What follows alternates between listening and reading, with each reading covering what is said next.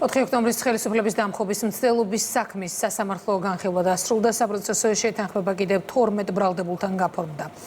გამამტყუნებელი განაჩენი გამოიტანეს 4 დაკავებულის მიმართ, მათგან ერთ-ერთს ჯარიმა დაეკისრა. რატიმეტრაბელის რეპორტაჟი. 4 ოქტომბერს ჩადენილი დანაშაულის აღიარებამ და მონანიებამ დაცვისა და ბრალდების მხარეების საპროცესო შეთანხმებამდე კიდევ 12 ბრალდებულის საქმეზე მიიყვანა. სიმონ მახარაძეს, კახაბერ კვაჭანტირაძეს, გია და მიხეილ თოლორაიებს, ავთანდილ თოფჩიშვილს, იური ლომიძეს, დავით გიუნაშვილს, გიორგი ტალახაძეს, ბექა მაჭავარიანს, გიორგი კირვალიძეს და კობა ეპიტაშვილს შეთანხმების საფუძველზე სასჯელის ზომად 1 წლიანი პატიმრობა და 3 წლიანი პირობითი მსჯავრი განესაზღვრათ. საბა კორძაიას კი 3 წლიანი პირობითი და წელიწად ნახევრიანი საპატიმრო მოსასჯელი. შემოთავაზებული პირობები ჩვენ შემთხვევაში იყო მისაღები. და მათ თავად მიმართეს განცხადებით პროკურატურას აღნიშნული საპროცესო შეთანხმების გაფორმების შესახებ. აღიარებდნენ სრულად ჩადენილ დანაშაულს, შორის გაფორმებული იქნა საპროცესო შეთანხმება.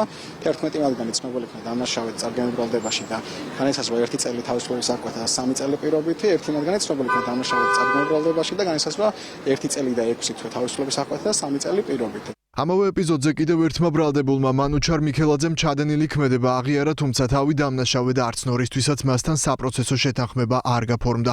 მას 5 წლიანი პატიმრობა მიესაჯა. უკვე აღიარებულ დანაშაულზე და გაფორმებულ შეთანხმებაზე შეცვალა პოზიცია გიორგი კირვალიძემ, რომელსაც საპროცესოს გასაუქმებლად გადაწყვეტილების გასაჩივრება კანონიერ ვადაში შეუძლია. გიორგი კირვალიძემ გამოხატა თავისი ნება არაერთი ხელმოწერით, რომელიც განახორციელა ამ შეთანხმების ფურცლებზე. შეიცვალა არ ვიცი, კომუნიკაცია არ მქონია.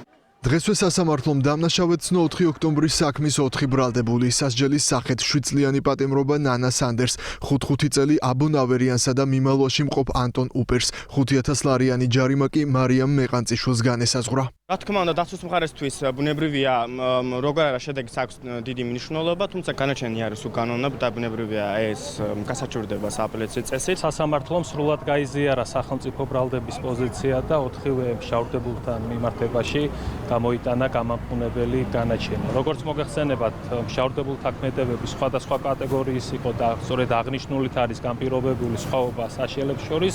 საპროცესო შეთანხმების საფუძვლები დღეს კიდევ ერთხელ განმარტა ქვეყნის გენერალურმა პროკურორმა. შეკითხვის საპასუხოდ გიორგი გვარაკიძემ მსჯავრდებული გიორგი ჩახუნაშვილის საქმეზეც ილაპარაკა. აღიარების შემთხვევაში საპროცესო შეთანხმებისთვის პროკურატურა კვლავ მზად არის.